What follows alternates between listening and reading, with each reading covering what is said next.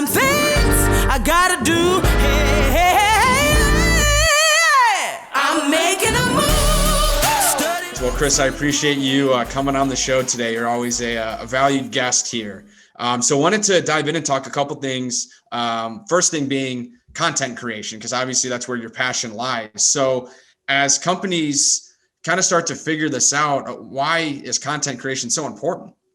Yeah, so the way I look at it is I come from a sales background. So I can only be in front of, back when I was out in the field driving around, I could only be in front of one customer at a time. When I create content, that gives me the opportunity to influence and build relationships with people, even when they're not on my calendar at the immediate moment, or even when I'm not sitting across the table from them or on a Zoom call with them. Ultimately, it allows me to amplify efforts by creating kind of a digital copy of me when I'm not having a meeting with someone. Wow, that's awesome. So obviously you've had a passion for this for quite some time, and you've kind of found your own path and your own process. But let's say someone like myself that's still trying to find their footing in content creation, what would you recommend? I guess, what advice would you give to kind of starting out with companies or someone like myself with that content creation? Yeah, good question, because getting started is the most important. And really, it's just getting that post out there. A lot of times people are just afraid to hit the send button on that first post. If you can get over that, the thing that I recommend to people to deliver valuable content is I look at delivering it into 3 categories: educate, celebrate customers, as well as entertain, be engaging, whatever you want to call that. The reason I bring that up is that's the stuff that's going to get someone's attention or get them to interrupt what they're doing when they're scrolling their feed on LinkedIn, for example. I want it to address a challenge that I'm having in industry. Maybe something along the lines of like, here are 3 challenges I'm seeing when it comes to recruiting talent. Or, celebrate an existing customer. Talk about the success, one of your clients is having. That's another great thing. And then if there's a way to make it engaging or entertaining, we're working in the manufacturing industry. We see a lot of industrial robots. That stuff's cool. That'll get me to stop and click like. So try to think about it in that way. If you're just getting started, those are 3 categories that will provide value and get people to pay attention. Yeah, no, that makes sense. So as a company starts getting going with this, how do you think it can really impact a company? To keep it simple, it's growth. At the end of the day, content will create awareness right off the bat. But the reason I bring up that relationship aspect is what that does is, you start having these soft touches with your target audience, for example. So it makes it easier when you make that ask to be like, hey, do you want to do business with me? Do you want to buy this solution from me? You've been giving value on a regular basis by educating, by celebrating customers, by, creating content that gets them to look at what you're doing. And ultimately, it's a way to grow your revenue, grow your business, grow your customer community. Okay. So one more on content creation, and then I kind of want to switch gears with you a little bit. And you kind of touch on this a little bit, but what are some of the top ways to go about content creation? I mean, where do you start? I would say a starting point is exactly what we're doing right now. We're recording a Zoom call. We literally blocked 30 minutes on the calendar, and you're going to turn this into a bunch of pieces of micro content. It doesn't need to be complicated. People think it's like, oh, I need to budget this much on this great video. It's going to be $10,000. Absolutely not. What's more important is the timeliness of the message. Something like this is still going to get the message across. It's going to look pretty good. Throw some captions on the bottom so people can read it if they're not in a place where they can listen to it, and get it out there. Like, the reality is we're taking 30 minutes to do this, and you're going to have like probably 8 to 10 great pieces of content from it that you're going to be able to use on social media. I would recommend a lot of companies follow your lead and do something like this to get their messages out there. Awesome. Well, hey, I'm just trying to be like you, man. You've been an inspiration thus far, being able to get people out of their comfort zone.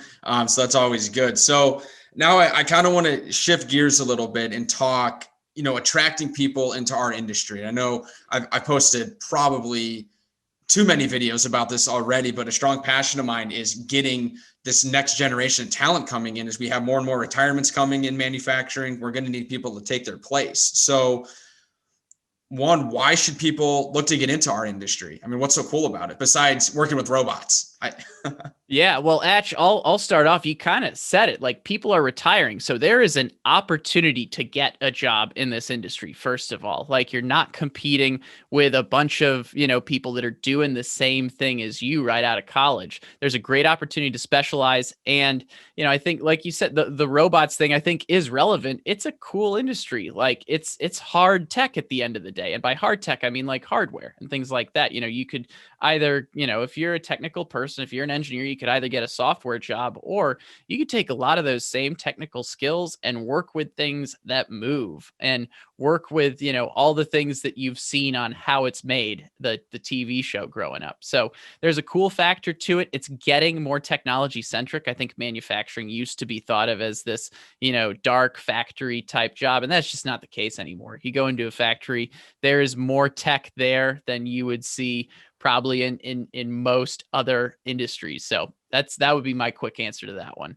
Yeah, well, and I think too, content creation goes along with that. Because I mean, someone like me, I mean, granted, I went to Purdue, but I wasn't an engineer. I had no idea that this industry even existed. But the fact that I can go on LinkedIn, see this stuff in action, I mean, gets me excited about it. Yeah, no, absolutely. Like, it's at the point where we're figuring out the right way to promote the industry. Let's put it that way. It used to be like, hey, it's a great job. There's security. You can work here for 30, 35, 40 years. That's not the selling point anymore. Now it's like, you can do cool stuff. You can make an impact. And by the way, this is how what you're doing, manufacturing this widget, impacts people's lives in the real world. People are getting better at articulating that message. Absolutely. So what advice would you give to the young up and comers that are starting to get into this industry, whether they're in engineering, operations, sales, literally anything in this industry?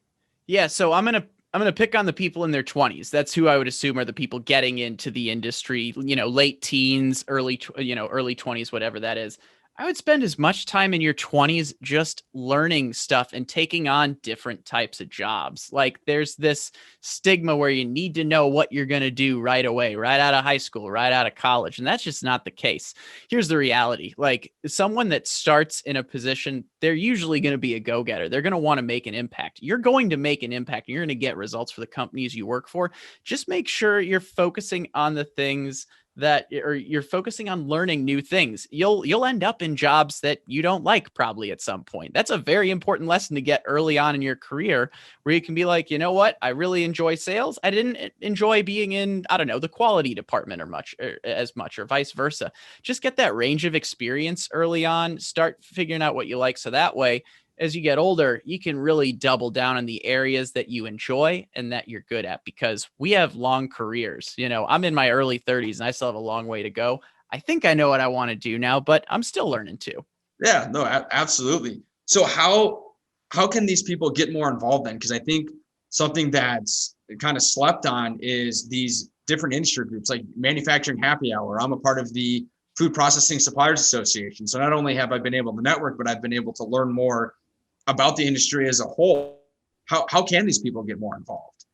I think you're exactly right. I run the Manufacturing Happy Hour podcast, and consequently a networking group or an industry group that's a part of that. Look for groups like that. Look for other people that are forward thinkers in the industry that want to collaborate. The reality is, since there is a skills shortage, since there is a labor shortage right now, we're kind of an all ships rise with the tide industry in a lot of ways. So share ideas with other people that are in this space through groups like Manufacturing Happy Hour, through other LinkedIn groups that are focused on like Industry 4.0, for example.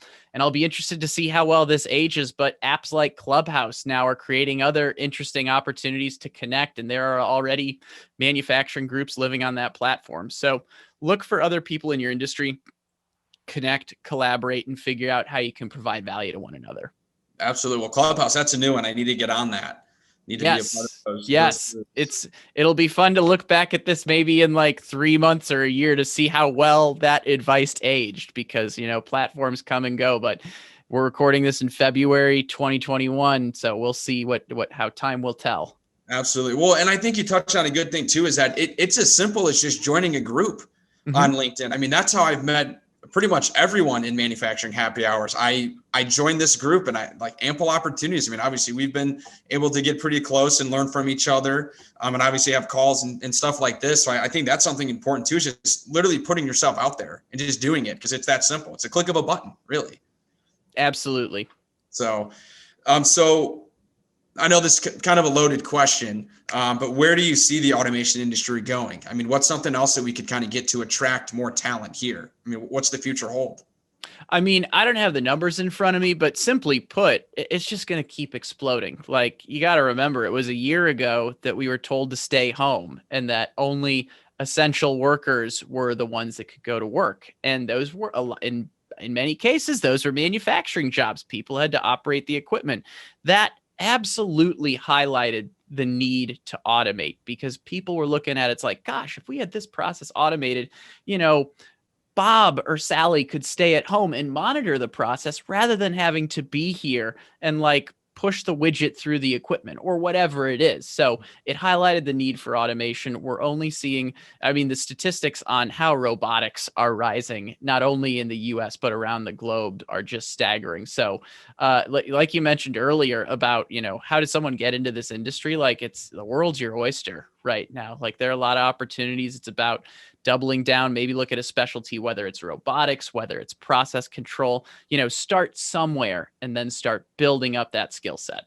Absolutely. And I think there's that common fallacy of the more automated we get, the more that these robots are going to take away jobs. But I think it's quite the opposite. I mean, the more automated we get, the more people we're going to need, because we're going to need people to analyze everything, well, then focus on quality, operations, engineering. People have to sell this stuff. So I think, like you said, the world's the oyster. I mean, there's ample opportunities out there right now.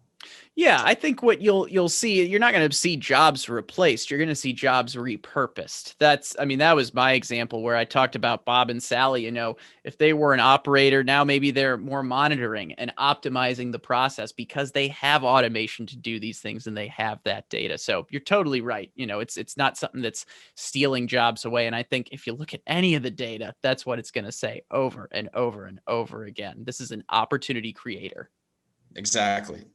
Well, I got one more question here for you, Chris. What drew you to the industry in the first place? I know you were at Rockwell for quite some time. I mean, what drew you to the automation world?